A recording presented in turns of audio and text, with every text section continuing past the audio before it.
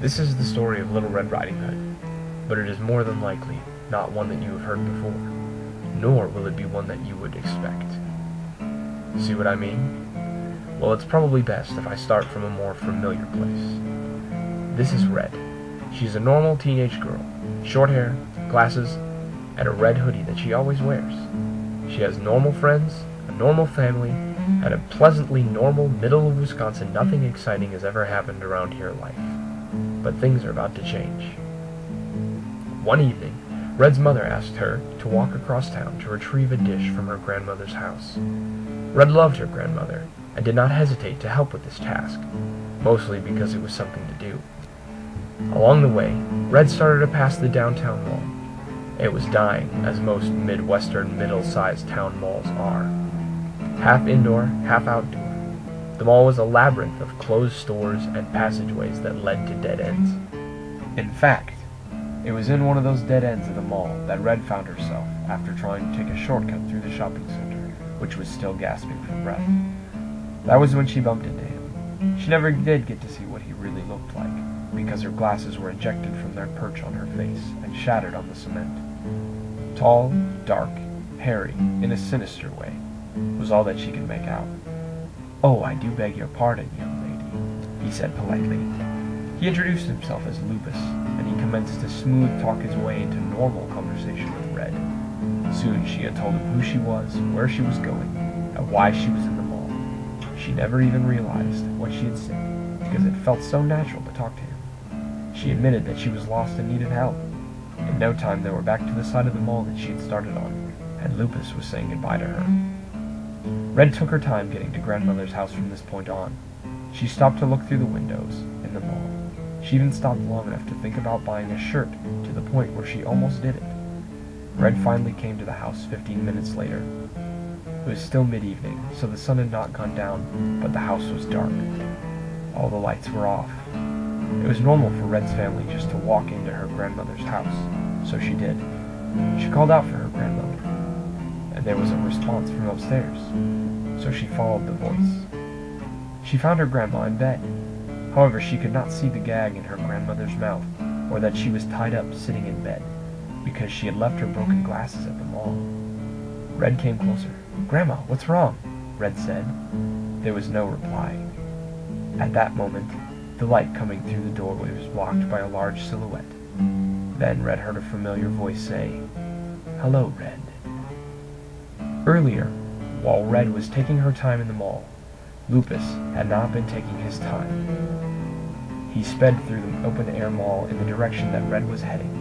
Soon the mall turned into backyards, and then the back door of one elderly woman's home. Grandma didn't even see him coming. In no time, he was in the house and right behind her, without one sound. He was so fast and swift, she didn't even have time to scream. Lupus was a cold-blooded killer, and that was the only thing that he enjoyed doing. By the time that Red had realized what was going on, Lupus lunged at her. She had more time than her grandmother, but not nearly enough time to run. Lupus had forgotten about one thing, however: how loud a teenage girl could scream. The scream was short-lived, but just loud enough to alert a passing jogger, who promptly called the police and then ran away in fear. The only officer on duty was Officer Conlon. He was in his late 40s, and had seen many things: a happy family and a successful life. Something was missing, though. He had been through it all, and he had no idea what to do next with his life. He knew that time was not on his side. He hadn't told his wife about the cancer yet, and he didn't desire to do so either. Lupus was downstairs when he heard the squad car pull in the driveway. Red and Grandma heard it too. Officer Conlon got out of the car, walked to the door, and knocked firmly on it. Lupus looked wildly around for a weapon. It was not his fashion to carry one. There are many strange things in grandmothers' houses, and Lupus soon found an axe. After some struggle, Red was able to remove the gag in time to let loose another one of those screams. This one act brought all of the following actions into life. With his gun drawn, Officer Conlon kicked the door open, but Lupus was waiting to strike. As soon as Conlon stepped into the doorway, Lupus swung with the axe, which dug into the officer's shoulder.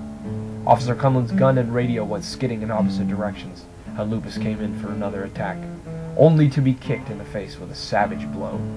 Lupus fell back, and Officer Conlon was back out the door in a split second, followed by bullets from his own gun that was now in the hands of Lupus. Conlon was not done yet, though. He ran around the house and climbed onto the garage roof, and climbed around looking in the windows. He soon found what he was looking for. I cannot explain how excited Red and Grandma were to see Officer Conlon. He broke through the window, untied them, and helped them through another window onto a lower roof. Not before long, he realized that he had been leaving a trail of blood from the confrontation downstairs, and Lupus had been following him around the house. He knew time was short, so he acted quickly. He ran down the stairs and found the axe, but neither his gun nor his radio were in sight. With just the axe, and only moments before Lupus found him, he began to search for something, and he found what he was looking for shortly. Lupus came in the window to find his victims escaping and a blood trail going down the stairs. He rushed down to the first floor. Officer Conlon did the same thing that had been done to him only minutes before, and the gun was knocked out of Lupus's hand. Unfortunately, Lupus was able to recover faster than the officer had expected. In just seconds, the situation turned in favor of Lupus, and Officer Conlon was on his back, bleeding everywhere. Lupus was standing over Conlon, holding the gun.